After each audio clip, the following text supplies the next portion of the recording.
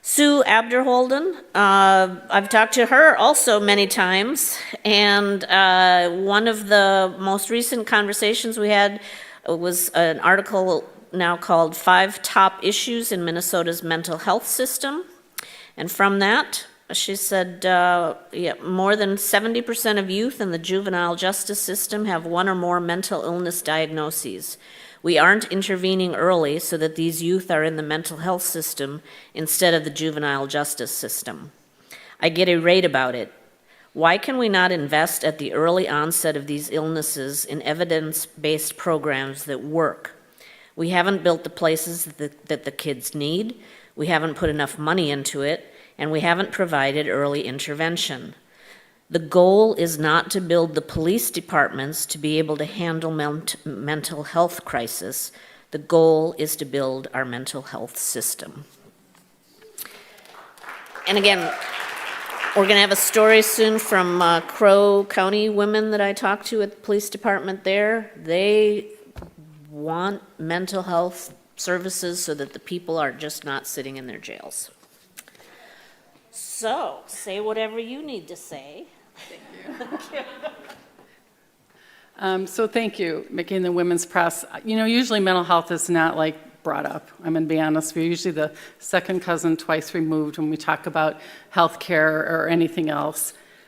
You know, there's not much good that we can say about COVID, but there's one thing, and that is people are finally talking about mental health and mental illness, because nearly everyone had an experience during that time where they felt really depressed or really anxious. And so we're finally starting to talk about it.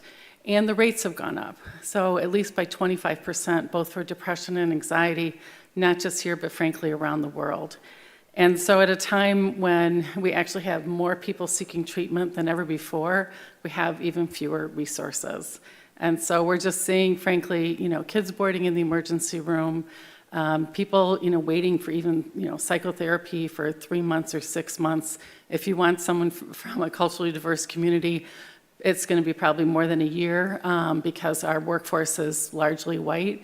And so, you know, it's really hard to find culturally informed and responsive care. The other thing I think about too is the Surgeon General coming out with the loneliness report, right, and how that's also an epidemic, which certainly was heightened by COVID. And then we also know so much more about trauma than we did before. And so we have a lot of people, frankly, that are really hurting. I want to say that our mental health system is not broken. If you look at the history, it's never been built. The state institutions were not a mental health system. And I think that's a more hopeful statement, honestly. I would rather build something than fix something. But, you know, if you just kind of look at the last, you know, when the institutions started closing, it wasn't that, I mean, we didn't have Medicaid paying for things. We still have discriminatory practices under Medicaid. Medicare doesn't pay for residential treatment or crisis services. Only this year are they paying for licensed marriage and family therapists and licensed professional clinical counselors. And if anyone thinks private insurance pays for mental health in the same way, please come see me outside. Because it doesn't. And actually just this week I was fighting with the health department because we have these kind of intensive residential treatment programs for kids called psychiatric residential treatment facilities. Only last year did we mandate that our private insurance covers it, and we only have 4 in the state of Minnesota, and all the health plans think that if they just have 1 in their network that it's enough. And it's obviously not.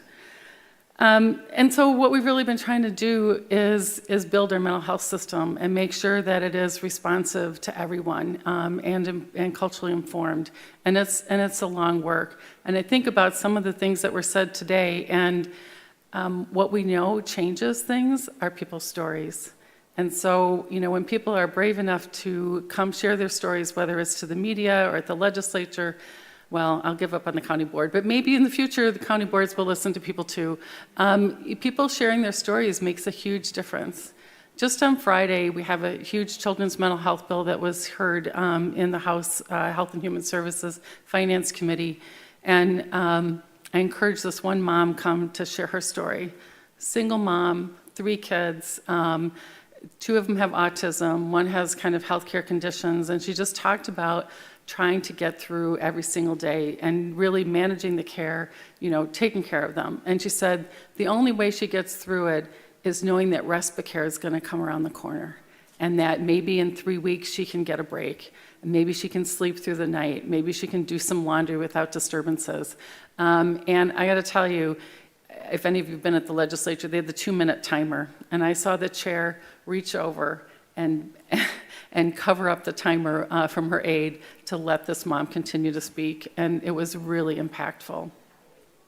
Finally, I just want to say that we have a lot of people dying by suicide. And we all can do something about that. And so if you don't have the number 988 written down somewhere in your house, on your refrigerator or whatever, please do that. All the kids in the state of Minnesota now have 988 on their ID as a reminder that this is a safe place that you can call. We're not sending out the police. We have, if you don't know, all 87 counties in Minnesota are covered by mobile crisis teams. They aren't paid the same amount as our other first responders. In fact, the state funding for all our mobile crisis teams is less than the police department budget of the city of St. Paul. So they can't respond in the same way, but they can still be extremely effective. And so please remember 988.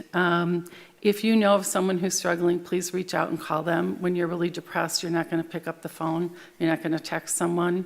As someone who lost my husband to suicide, it is just really hard for everyone. And so we need to be, it's still a hard time for a lot of folks. We need to reach out and really support each other. So thank you so much for this award. I really appreciate it.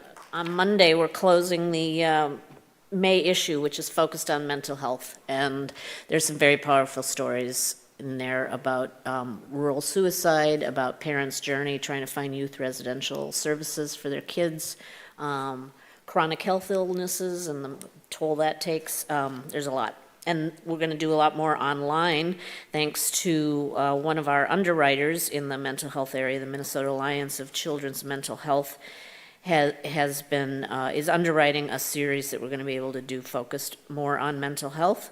I also want to lift up Joan Gillis, who's been helping us underwrite some of the commentaries. University of Minnesota Press is underwriting a forum we're going to have back here on June 2nd that you're going to hear more about in a minute. Same with African American Leadership Forum. We really depend on some of these underwriters, in addition to the advertisers we have. They're helping us get the print publication out to 500 locations. And Valvoline has been a long-time supporter of what we're doing.